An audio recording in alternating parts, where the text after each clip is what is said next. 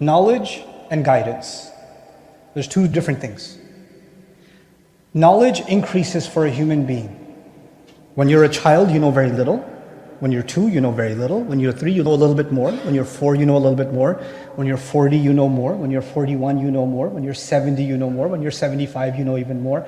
Your knowledge is constantly increasing. As your experience is increasing, as your reading is increasing, your knowledge is increasing. Knowledge doesn't go down, it only goes up. But guidance is not an upward chart. Guidance is up one day, down the next day, up one day, falls off a cliff the next day. It's heading in a really bad direction one day. It's making some progress in Ramadan, then after Eid something happens and the chart looks very unstable when it comes to guidance. The chart for knowledge looks pretty good. What happens with Muslims, myself, everybody can happen, is that we don't come to the Quran first for knowledge.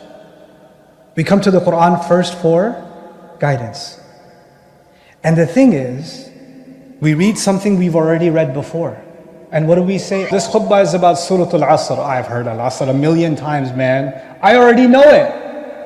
Yes, knowledge you already have. But the thing is, you can't say just because I already have knowledge, I already have guidance. Guidance doesn't work that way. Guidance is like water. You don't say, last week I already have a glass of water. I need this again.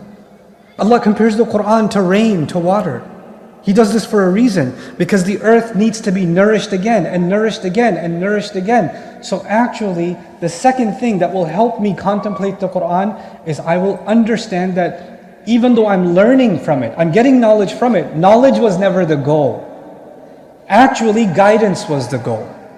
The knowledge is only being acquired not for interesting information. I'm not learning the i'rab of the Quran or studying balagha or studying different tafasir, and I'm not learning the technicalities and the ikhtilafat, the differences of the mufassirin on a surah or in an ayah or the different qira'at. I'm not learning all of that for interesting information that I can quote, or I can say I read this book and this book and this book and this book. No, all of that is just a step to the real goal. I want guidance from Allah.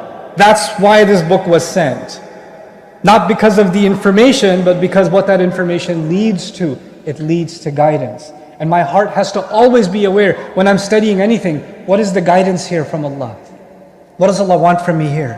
What is the goal? Because everything Allah says has a purpose, has an objective. And that objective, number one, is my own guidance.